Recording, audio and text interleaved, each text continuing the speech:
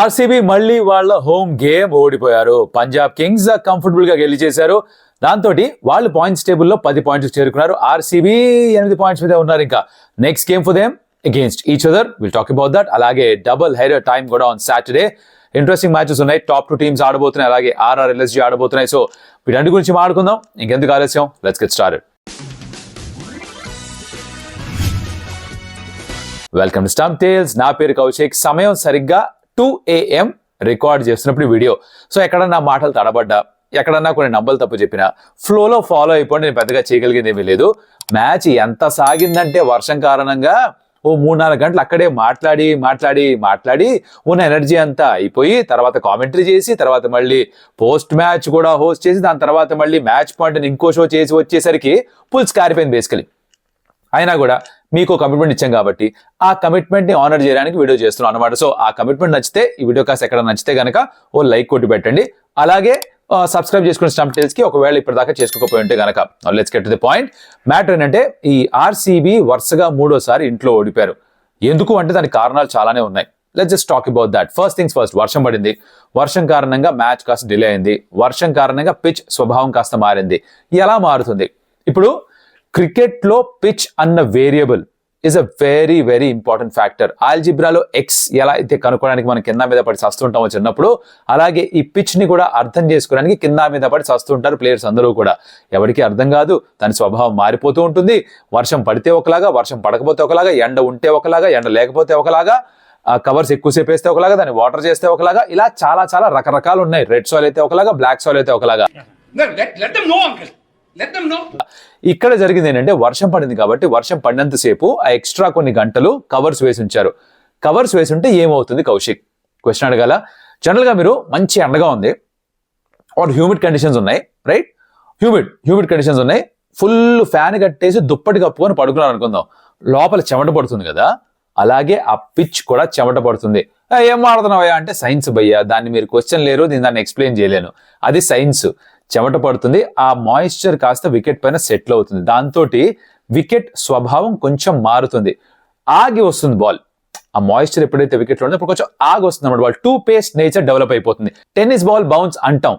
Tennis ball తర్వాత మీకు తెలుస్తుంది, ఫాస్ట్ గా వేస్తాం కానీ పడిన తర్వాత అలా ఓ సెకండ్ ఆగి అలా బౌన్స్ అవుతుంది. సో దాంట్లో ఆ బాల్ వచ్చేసిన ముందుగానే షాట్ ఆడేస్తాం కానీ బాల్ 1 సెకండ్ లేట్ గా రావడం, దాంట్లో షాట్ లో పొరపాటు జరగడం. అందుకే కనుక మీరు గమనిస్తే ఆర్సీబీ బ్యాటర్స్ ఆడుతున్నంత సేపు కూడా majority of them on the rise ఆడే షాట్స్ లోనే అవుట్ అయ్యారు. బికాజ్ వాళ్ళు అనుకున్న వేగంలో బాల్ రాలేదు. వాళ్ళు కాస్త ముందుగానే షాట్ ఆడేయడం, అవి కొంచెం ఎక్కువ బౌన్స్ అవడంతో పైన భాగంలో తగలడం, బ్యాట్ కి క్యాచెస్ గా మారడం. క్యా హువా బోలేతో 95 మాత్రమే కొట్టారు 14 overs లో. ఫస్ట్ ఆఫ్ ఆల్ 14 overs కుదించారు మ్యాచ్ ని. 95 మాత్రమే వీళ్ళు కొట్టారు, వాళ్ళు 96 కొట్టిబారు దొబ్బారు Punjab Kings. Will talk about both the sides. No, RCB ఏం చేశారు? బ్యాటింగ్ చేయాల్సి వచ్చింది. ఫస్ట్ ఆఫ్ ఆల్ టాస్ గెలవట్లేదు వాళ్ళ ఇంట్లో. టాస్ ఒకటి గెలవాలి, చాలా ఇంపార్టెంట్ ఫ్యాక్టర్ గా మారిపోయింది చిన్నస్వామి స్టేడియంలో. టాస్ గెలిస్తే చేస్ చేస్తున్నప్పుడు బ్యాటింగ్ కండిషన్స్ కొంచెం బెటర్ గా మారుతున్నాయి. ఎందుకు అంటే సాయంత్రం డ్యూ రావడం, ఆ అండర్ లైట్స్ కాస్త వికెట్ కొంచెం బెటర్ గా బిహేవ్ చేయడం. ఇందాక చెప్పింది సైన్స్. ఆ పిచ్ అలా మారుతూ ఉంటుంది, పిచ్ ఎక్కిస్తూ ఉంటుంది, అది అర్థం చేసుకోవాలి అంతే. మేము ఆడుతున్నప్పుడు జరగదుగా, టెన్నిస్ బాల్ తో ఆడినప్పుడు అలా జరగదు. బ్యాటింగ్ వికెట్ మీద జరగదు. టర్ఫ్ పైన ఆడినప్పుడే ఇలాంటివన్నీ జరుగుతూ ఉంటాయి. క్రికెట్ కాస్త టర్ఫ్ పైన ఆడితే అర్థమవుతుంది. మిగతా అందరూ కూడా స్లో పిచ్ అయితే రన్స్ కొట్టలేరా, బ్యాటింగ్ పిచ్ అయితే రన్స్ కొడతారా, బ్యాటింగ్ వికెట్ ఉంటే ఇలా చాలా మాట్లాడతారు. బట్ ఆ టర్ఫ్ మీద ఆడిన వాళ్ళకి తెలుసు దాని కష్టాలు ఏంటో, దాని బాధలు ఏంటో, దాని ఇబ్బందులు ఏంటో. సో ఇక్కడ ఆర్సీబీ కొన్ని ఇబ్బందులు అయితే ఎదురయ్యాయి. ఆ పిచ్ వాళ్ళకి అనుకూలంగా లేదు. ఇంకోటి 14 ఓవర్సే కాబట్టి ముందుగానే బోల్డ్ షాట్స్ కొట్టేయాలి. 14 ఓవర్స్ కనీసం 140 కొట్టాలంటే 10 per over స్టార్ట్ చేయాలి. 4 overs లో 40-50 కావాలి అన్న ఒక ధోరణిలో బ్యాటింగ్ చేయడం స్టార్ట్ చేస్తారు కదా. దాంట్లో ఎర్లీగా వికెట్స్ పడిపోయాయి. సాల్ట్ అవుట్ అయ్యాడు, విరాట్ కోహ్లీ అవుట్ అయ్యాడు, పటిదార్ కాసేపు బాగానే ఆడాడు, తన చుట్టూ అందరూ అవుట్ అవుతూ వచ్చారు. అది ఎప్పుడైతే జరిగిందో దాంతో వాళ్ళకి ప్రాబ్లంగా మారిపోయింది. In fact at one point of time మీరు గనక ఆర్సీబీ ఫ్యాన్ అయ్యంటే కొంచెం గుండెలో గుబులు మొదలై ఉండాలి. 43 for 7, 49 all out, lowest RCB score. ఏమన్నా మళ్ళీ బ్రేక్ చేస్తారని కాస్త కంగారు పుట్టుండాలి. ఆ కంగారు పుట్టకపోతే మీరు క్రికెట్ సరిగ్గా ఫాలో అయినట్టు కాదు. ఎందుకంటే మీకు తెలుసు, మీ మైండ్లో నడుస్తుంటుంది, అమ్మో అనిపిస్తూ ఉంటుంది. ఇన్ఫాక్ట్ అది జరగకుండా ఆగారు, కొంచెం ముందుకెళ్లారు అంటే only because of one man. మరి అది it has to be on Good Friday, David versus Goliath. బైబిల్లో it's story, everybody knows about that. But ఇక్కడ డేవిడ్ వర్సెస్ పంజాబ్ కింగ్స్ గా మారింది. టిమ్ డేవిడ్ అలా ఆడాడు కాబట్టే 50 స్కోర్ చేశాడు కాబట్టే మిగతా చుట్టుపక్కల అందరూ వికెట్స్ పడిపోతున్నా కూడా తను ఒక్కడు అడ్డంగా నిలబడ్డాడు కాబట్టే ఆర్సీబీ కనీసం ఆ 95 పరుగులన్నా ఉన్నాయి. లేకపోతే పరువు పోయేది, లేకపోతే కాస్త అవమానం జరిగేది, లేకపోతే కొంచెం ఘోర పరాభవమే జరిగేది చిన్నస్వామి స్టేడియంలో. అంతమంది ఫ్యాన్స్ అన్ని గంటల సేపు ఎదురు చూసిన తర్వాత ఆ బ్యాటింగ్ పర్ఫార్మెన్స్ అయితే ఆబ్వియస్లీ వాళ్ళ స్థాయికి తగింది కాదు. ఎనదర్ డే వర్షం పడకపోతే వీళ్ళు ఇక్కడ 160, 170 కొట్టుండే వాళ్ళేమో 20 ఓవర్ మ్యాచ్లో. బట్ ఈ మ్యాచ్లో, ఈ పిచ్ కండిషన్స్లో, ఈ పరిస్థితుల్లో అంత మాత్రమే స్కోర్ చేశారు. సో ఒప్పుకుంటే లైక్ పెట్టండి, కమెంట్ చేయండి దాని గురించి. ఓకే, నా వీళ్ళు 95 కొట్టిన తర్వాత పంజాబ్ కింగ్స్ బౌలర్స్ బాగానే వేసి ఉండాలిగా. హర్షదీప్ సింగ్ పవర్ ప్లేలో బాగా బౌలింగ్ చేశాడు. ఇప్పటిదాకా వికెట్స్ లేవు అనుకున్న తను వికెట్స్ తీసుకుని కాంట్రిబ్యూట్ చేశాడు. మార్క్ విలియమ్సన్ కూడా తన హైట్ ని బాగా యూజ్ చేసుకున్నాడు, బాల్ని కొంచెం మూవ్ చేశాడు, తను వికెట్స్ తీసుకున్నాడు. యుజ్వేంద్ర చహల్ తిరిగి ఫామ్ లోకి వచ్చేసాడు. చిన్నస్వామి తన అడ్డా boss, as simple as that. చిన్నస్వామిలో నిద్రలేపు ఏమన్నా వేస్తాడు. అక్కడ ఏ పిచ్ కి తగ్గట్టు ఏ పేస్ లో వేయాలో తనకి బాగా తెలుసు. దీని ముందర మ్యాచ్ తో పోలిస్తే ఈ మ్యాచ్ లో కొంచెం స్పీడ్స్ పెంచాడు. లాస్ట్ మ్యాచ్ లో హై 70s లో వేశాడు, ఈ మ్యాచ్ లో మిడ్ 80s లో వేస్తూ వచ్చాడు km/h స్పీడ్స్. దానివల్ల ఇక్కడ కావాల్సిన స్పీడ్ లో వేయడం, రైట్ గ్రిప్ దొరికి టర్న్ అవ్వడం, అవన్నీ కూడా హెల్ప్ అవ్వడం, వికెట్స్ కూడా తీసుకోవడం, ఇలా అందరూ కాంట్రిబ్యూట్ చేసుకున్న వికెట్స్ 95కి రిస్ట్రిక్ట్ చేశారు. దాని తర్వాత పంజాబ్ కింగ్స్ వచ్చారు బ్యాటింగ్ చేయడానికి. ఓపెనర్స్ యథావిధిగా ఎవరు ప్రప్సిమ్రన్ ఇంకా ప్రియాంశార్య అగ్రెసివ్ గా ఆడతామన్నారు. 20-22 రన్ పార్ట్నర్షిప్ వచ్చింది. చిన్న పార్ట్నర్షిప్పే, బట్ ఓ ఇంటెంట్ చూపించారు. కొన్ని క్రాస్ బ్యాట్ షాట్స్ ఆడారు ప్రప్సిమ్రన్ స్పెషల్లీ, అవి కనెక్ట్ అయ్యాయి, అవి రన్స్ గా మారాయి. భువీ బా బౌలింగ్ వేశాడు. Before we continue with the Punjab Kings batting, we should talk about the bowlers of RCB. Bhuvi బానే వేశాడు, బట్ అవుట్ స్టాండింగ్ గా బౌలింగ్ చేసింది ఎవరు అంటే జాష్ హేజల్వుడ్. జాష్ బౌలింగ్ లో జోష్ కనిపించింది. బెంగళూరులో బ్రిస్బెన్ ని తలపించాడు తను. అలాంటి బౌన్స్, అలాంటి మూవ్మెంట్ రైట్ ఏరియాస్ లో వేయడం. In fact second over, third over చూస్తే బైనరీ సిస్టమ్ లో ఆడేసుకున్నాడు బ్యాటర్స్ తోటి. 1-0, 1-0, 1-0 ఈ రెండే ఉన్నాయి. 4 runs మాత్రమే ఇచ్చాడు 2 overs లో. 3 wickets కూడా తీసుకున్నాడు. His bowling was phenomenal. Shreyas Iyer ని ఎక్స్ట్రా బౌన్స్ తో అవుట్ చేశాడు. జాష్ ఇంగ్లీష్ కూడా ఎక్స్ట్రా బౌన్స్ కి కట్టుకొట్టి థర్డ్ మ్యాన్ లో అవుట్ అయ్యాడు. జితేష్ మంచి క్యాచ్ ఒకటి పట్టాడు. So he was out standing. చెప్తున్నాను కదా, ఇప్పటిదాకా బెంగళూరులో అంత గొప్పగా బౌలింగ్ చేయలేతాను. అవే మ్యాచెస్ లో బాగా చేశాడు, కానీ ఇక్కడ 3 wickets తీసుకుని జాయింట్ హైయెస్ట్ వికెట్ టేకర్ గా మారాడు Josh Hazlewood. At the half way stage 12 wickets తనకి ఉన్నాయి. Looks solid. భువీ కూడా 2 wickets తీసుకున్నాడు. దాని తర్వాత అఫ్ కోర్స్ సుయాష్ శర్మ బానే స్టార్ట్ చేశాడు. ఇన్ఫాక్ట్ ఒక ఓవర్ లో నేహల్ వదేరాని 3 balls బీట్ చేశాడు. అరే రేదో తేడా కొడుతుందా, మనోడు దొరికిపోయేలా ఉన్నాడు వెదరా అని అనిపించినా కూడా రైట్ టైంలో మనోడు రివర్స్ స్వీప్ కొట్టడం. చేసిన ఒక పొరపాటు ఏంటంటే, చహల్ ఎలా అయితే మిడ్ 80s లో వేశాడో ఆ స్పీడ్స్ వేయలేదు సుయాష్ కూడా కొంచెం వేగంగానే వేస్తాడు. ఇప్పుడు స్పిన్నర్ వేగంగా వేస్తున్నప్పుడు కొన్ని పిచెస్ పైన అది వర్క్ అవుతుంది, కొన్నిటిపైన కాదు. ఈ పిచ్ పైన అది కాలేదు. బికాజ్ ఆడడం షాట్స్ కొంచెం ఈజీగా అయింది. లెంత్ మిస్ చేసినప్పుడు త్రూదలు అనుకోవడం ఈజీగా అయింది. వధేరా అదే చేశాడు. ఒక రివర్స్ స్వీప్ పడాడు, కనెక్ట్ అయింది. కొంచెం నెమ్మదిగా వేస్తుంటే బాల్ ఆ స్పీడ్ ఆఫ్ ద బ్యాట్ కి సింక్ అయ్యేది కాదేమో. నెమ్మదిగా వేస్తే ఎడ్జ్ తగిలి పైకి వెళ్ళి ఉండొచ్చు. తర్వాత స్లాట్ లో వేశాడు, బుమ్మని కొట్టాడు. 92 meter సిక్సర్, 2-3 sixes కొట్టేశాడు. మ్యాచ్ అక్కడ ఖతం చేశాడు. Basically they look very solid. 111 defend చేసుకున్నారు. ఆర్సీబీ 95కి రిస్ట్రిక్ట్ చేశారు. అది వాళ్ళు ఫినిష్ చేశారు. The go equal on points with Delhi Capitals. 10 points వాళ్ళకి ఉన్నాయి. So looks a very good side. ఇదమ్మా మ్యాటర్. ఓకేనా? సో ఆర్సీబీ పీబీకేఎస్ పక్కన పెట్టేద్దాం. రివర్స్ ఫిక్చర్ కూడా మళ్ళీ వీళ్ళదే. ఎల్లుండే సండే ఆఫ్టర్నూన్ ఆడాలి వీళ్ళిద్దరు ముల్లన్పూర్ లో. విచిత్రం చూడండి, అక్కడ you'll say different RCB for sure. Because ఆ పిచ్ వేరేగా ఉంటుంది. మధ్యాహ్నం గేమ్ అది. వర్షం అవన్నీ పడకపోతే ఆట తీరు చూడండి, వాళ్ళ బ్యాటింగ్ చూడండి, మొత్తం డిఫరెంట్ గా ఉంటుంది. సో ఈ టీము ఆ టీము తేడా ఏంట్రా అంటే ఆ పిచ్ మారడమే. ఇది అయిపోయిందా? సాటర్డే డబుల్ హెడర్ టైం కాబట్టి దాని ప్రివ్యూ గురించి కూడా మాట్లాడుకోవాలి. నా కర్మ ఏంట్రా అంటే 2 అయిపోయిందని తెలుసు, చెప్పగా ఇందాకే మొత్తం వీడియో ఒకసారి ఒక స్ట్రెచ్ లో షూట్ చేసి పారేసా. తర్వాత వెళ్ళి చూసుకుంటే రివ్యూ దాకానే రికార్డ్ అయ్యి దాని తర్వాత ఫోన్ ఆగిపోయింది, స్టోరేజ్ అయిపోయిందంట. అలా ఉంటుంది దరిద్రం. You know what Murphy's law is? Your task for the day. Murphy's law ఏంటో కనుక్కొని కింద కమెంట్ లో చెప్పండి. ఆ మర్ఫీస్ లానే మొహం మీద చెడేలని కొట్టింది నన్ను. సరే, మళ్ళీ చేసుకుందాం, తప్పేదే ఉంది మనకి. మీకోసం ఈ మాత్రం చేయక తప్పదు కాబట్టి చేద్దాం. Preview of the double headers. దీనిలో 2 games ఉన్నాయి. First is obviously GT versus DC, cracking game ఇది. రెండోదేమో RR versus LSG. So first మొదటి మ్యాచ్ గురించి మాట్లాడుకుందాం. అహ్మదాబాద్ లో మ్యాచ్ జరగబోతుంది, which means that spinners will be in play. Boundaries కాస్త పెద్దవి, afternoon game, obviously spinners effect లో ఉంటారు. పిచ్ గురించి అంటారా, 180 నుంచి 200 ఒక ఐడియల్ స్కోర్ లాగా ఉంది ఈ పిచ్ పైన. ప్లేయింగ్ లెవెన్స్ లో పెద్దగా మార్పులు ఎక్స్పెక్ట్ చేయట్లేదు ఫ్రమ్ జీటీ సైడ్. డీసీ అంటారా, ఫ్యాఫ్ ఫిట్ గా ఉంటే తను వచ్చేస్తాడు. Jake Fraser McGurk has to make way, because తను ఇప్పటికే చాలా మ్యాచెస్ అవకాశం ఇచ్చారు, 6 మ్యాచ్లు ఆడారు, 6 ఇట్లా అవకాశం ఇచ్చారు, పెద్దగా పర్ఫార్మ్ చేసింది ఏమీ లేదు. So he might have to go sit out and Faf వెనక్కి వచ్చేస్తాడు ఫిట్ గా ఉంటే కనుక. That's the only change I'm anticipating. Now ఈ మ్యాచ్ లో ఏంటి what are the things look out for అంటే, GT also is very strong because వాళ్ళ బౌలింగ్ చాలా బాగుంది. But mister Miyabhai or Prasidh, it's been sensational form.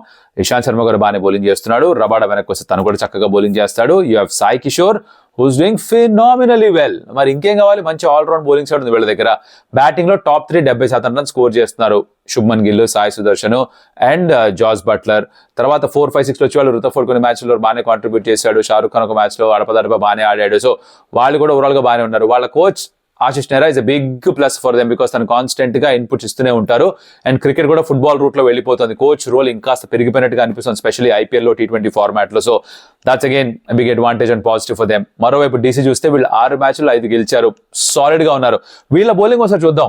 You got a left arm chinaman bowler, you have a leg spinner, you have a left arm orthodox spinner, you also have a Mitchell Starc, you have Mukesh Kumar, you have a Mohit Sharma, ఎవరైతే variations మీద bowl depend అవుతాడు. So అన్ని bases covered, complete side ఇది. నటరాజన్ ఇప్పటికీ ఇంకా shoulder injuries complete గా recover కాలేదు కాబట్టి తనకి ఆడే అవకాశం దొరకట్లేదు. ఇమాజిన్ చేయండి ఎంత స్ట్రాంగ్ గా ఉందో డీసీ వాళ్ళ బౌలింగ్ లైనప్ లో.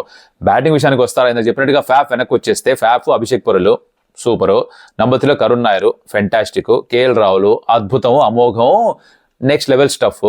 దాని తర్వాత అశోష మ్యాచ్ గెలిపించాడు, విప్రాజ్ కూడా బాగానే ఆడున్నాడు, ట్రిస్టన్ స్టబ్స్ ఉన్నాడు. ఏం కావాలి ఇంకా మీకు?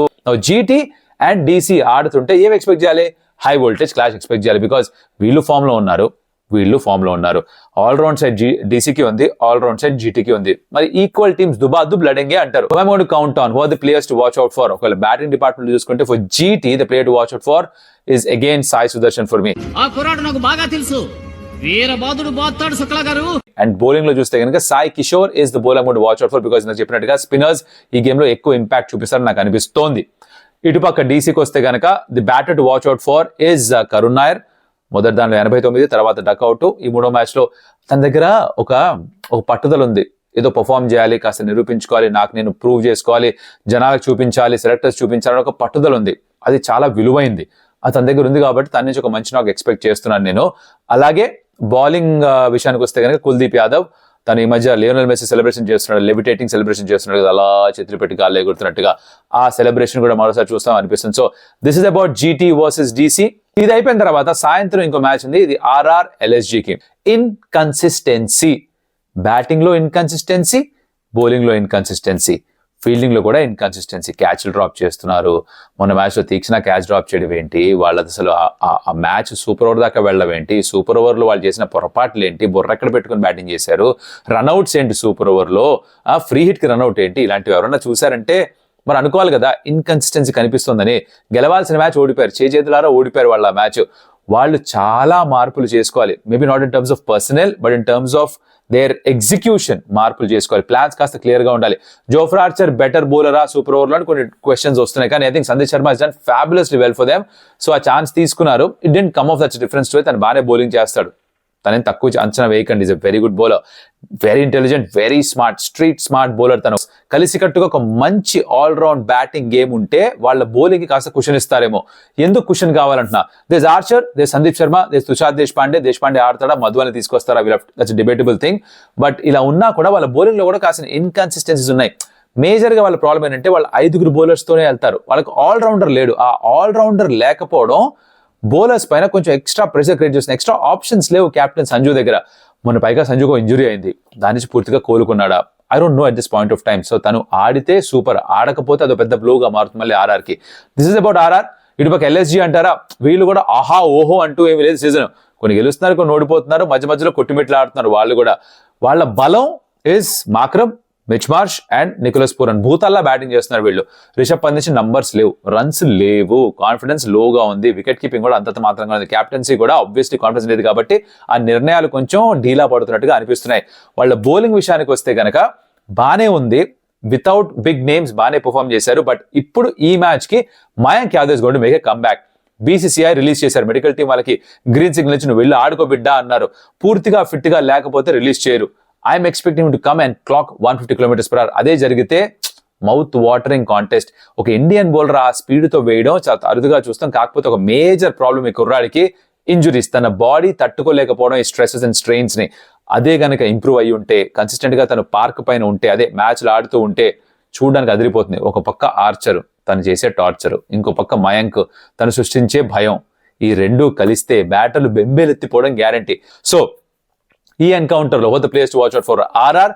I'm going to bank on the fact that Dhruv Jurel needs to come good. చాలా రోజులు అయిపోయింది. ఆ 70 కొట్టిన తర్వాత అగేన్స్ట్ సన్ రైజ్ హైదరాబాద్ తన నుంచి ఒక పెద్ద నాక్ చూడలేదు. 14 కోట్లు ఖర్చు పెట్టారు, తన మీద ఇన్వెస్ట్ చేశారు, కాన్ఫిడెన్స్ చూపిస్తున్నారు. He needs to come good. So I'm going to count on Dhruv Jurel with the bat and ball తోటి. సాయంత్రం గేమ్ కాబట్టి I'm going to go with Jofra Archer this time.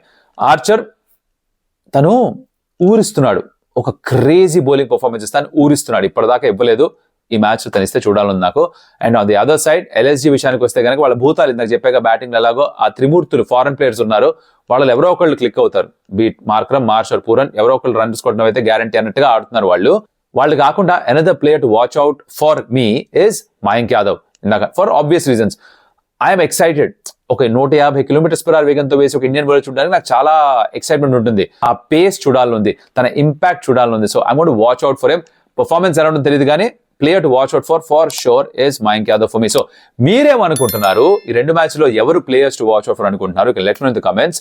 And ఈ మ్యాచెస్ లో మీ ఎక్స్పెక్టేషన్ అది కూడా చెప్పొచ్చు కమెంట్స్ లో. అలాగే నా దరిద్రం ఎంత గొప్పగా ఉందో దాని గురించి కూడా మీరు ఫన్నీగా చెప్పండి, అది చెప్పుకోవచ్చు. And RCB Punjab Kings match గురించి కూడా ఏదైనా కమెంట్ డ్రాప్ చేయండి. అండ్ ఆఫ్ కోర్స్ ఇప్పటిదాకా సబ్స్క్రైబ్ చేసుకోకపోతే అది కూడా చేసి పెట్టండి. అండ్ మరొకటి మళ్ళీ కలుస్తా. హోప్ఫుల్లీ నెక్స్ట్ టైం ఇలా నా కెమెరా నాకు హ్యాండ్ ఇవ్వకుండా ఉంటే బాగుంటుంది. అండ్ ఆ ఆశతోటి మీకు చెప్పేది ఏంటంటే, adiós amigos.